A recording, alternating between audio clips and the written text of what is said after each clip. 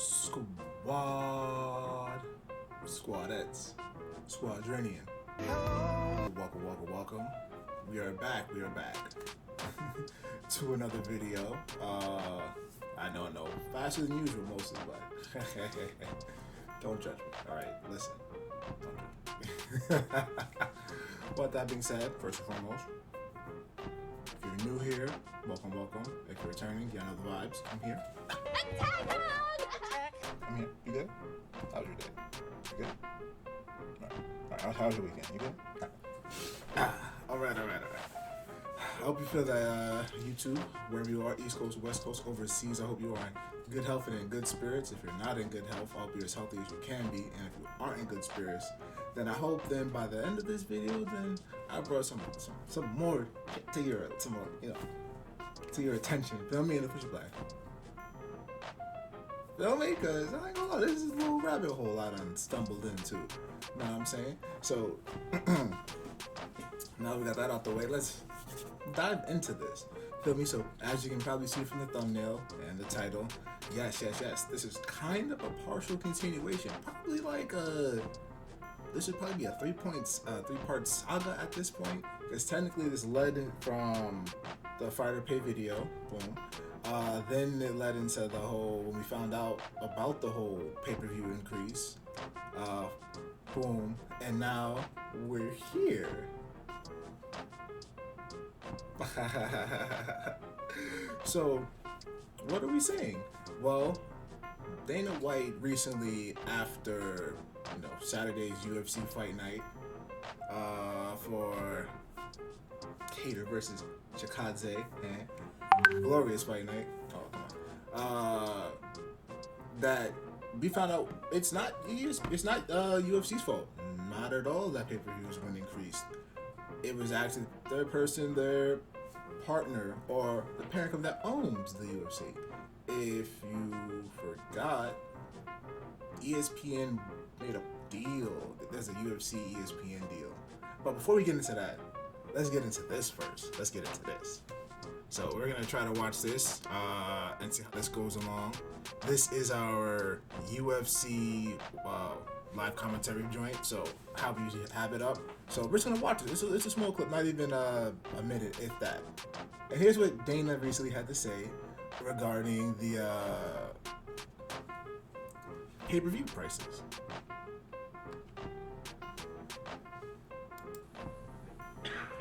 Last question for me. I want to ask, obviously, the pay-per-view price changing. Everybody's kind of up in arms about that. I know that's an ESPN decision, but do you guys have any input in that at all? Do you ever say, like, hey, maybe that's a little too much for the consumer? We don't. We don't have any say in that. We gave the pay-per-views to ESPN, so you know how I feel about that stuff. I don't love when prices get raised, but it's not my decision, it's theirs. All right. So, had to throw that key piece of evidence. UFC, please stop flagging my shit, please. I'm probably gonna put the picture up. I know it's probably automatic. One of the automatic claims, like, come on, son. The fuck out of here with that shit. All right.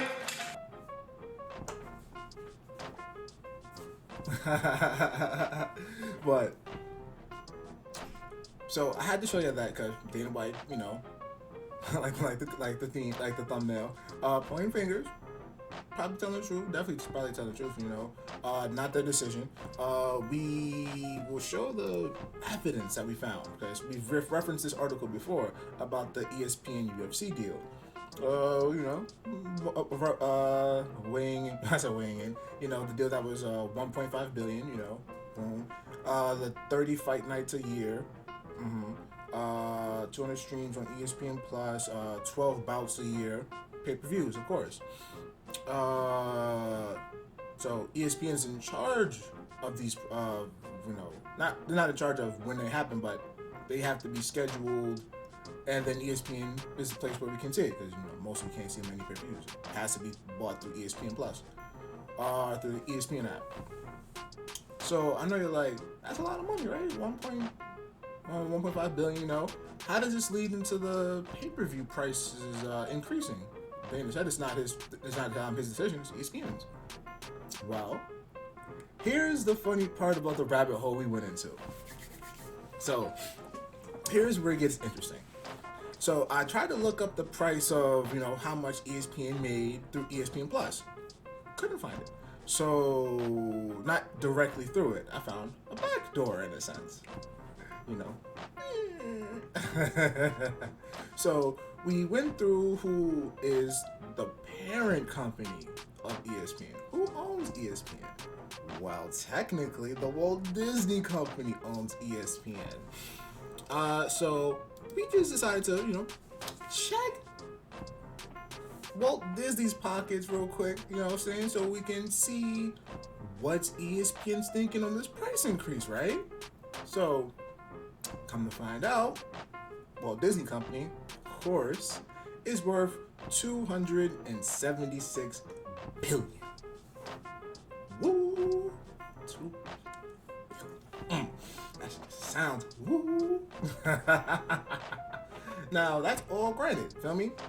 I know what you think. That's a lot. How? If you're not sure, Walt Disney Company owns a lot of companies, and I'm thinking they've owned a lot of properties. Of course, recently, if pop culture, Marvel takes over everything now.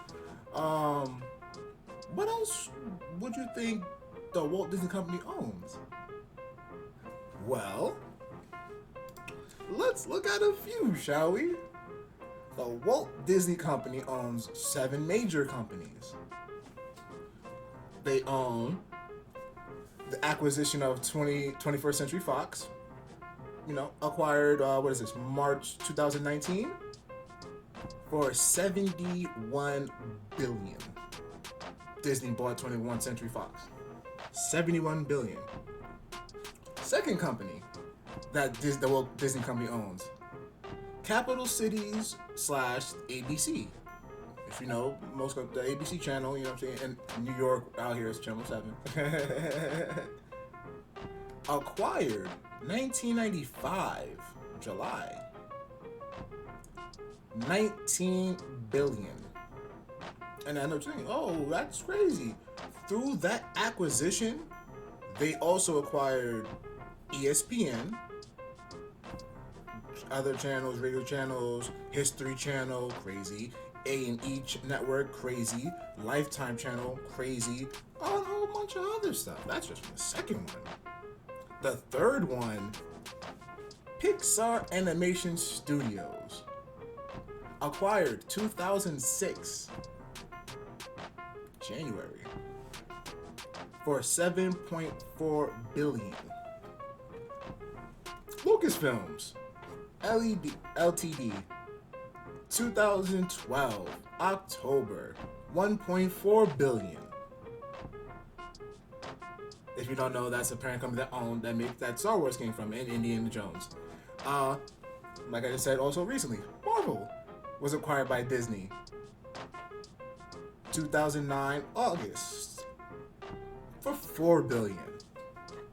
Fox Family Worldwide, 2000 announced, 2001 July, completed October 2001.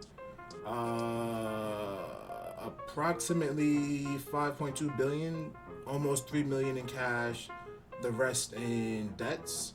And then BAM Tech, a streaming company. A streaming tech services company, okay. And they own 33% stocks or stakes in it, give or take.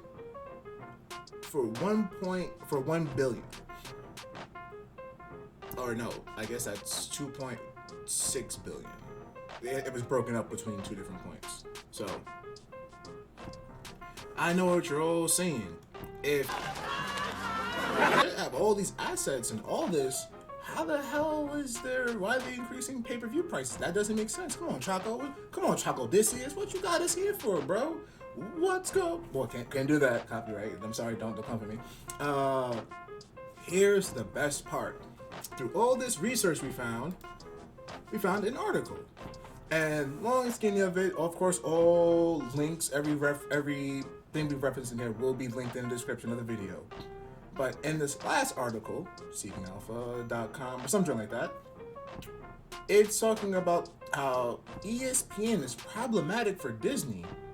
It equates to how ESPN accounts for 6.7 billion in revenue generated. Of course, that was fire. But more than 4.6 billion 4.6 billion comes from DTC. What you're asking what that means? That stands for direct to consumer. Direct to consumer means that's the triple threat joint between Disney Plus, ESPN Plus, and Hulu, and apparently the Hotstar. I never heard of the Hotstar though. But apparently, out of all three of that triple play, ESPN is the absolute lowest. Out of all three of those, well, Disney Plus, I can tell you from this, as far as from quarter 3, 2001, 1.4 billion.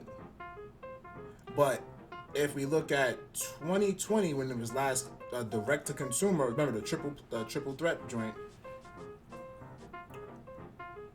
2020, 16.9 billion. 9.3 billion in 2019. But it's saying that last year ESPN only accounted for 4.6. So we're gonna wrap this up. ESPN has been causing a hole in Disney's pockets.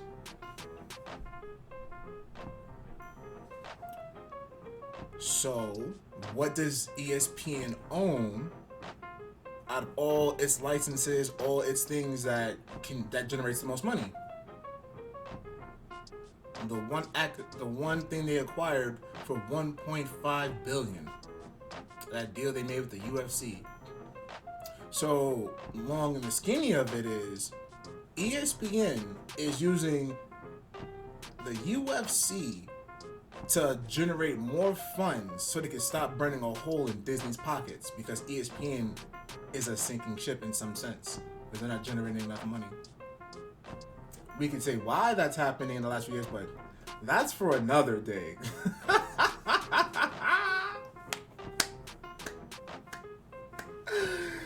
So,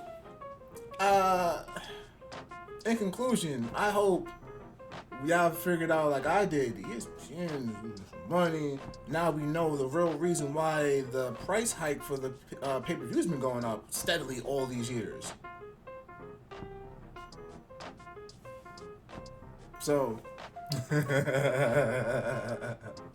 with that being said, y'all, thank you, Jay-Z voice. You could be anywhere in the world, but you were here with me, so I appreciate that, truly. If you made it to, 5 minutes, 10 minutes, half the video, the whole video, I appreciate you. If you made it to the end, let me get a yay in the comments, feel me?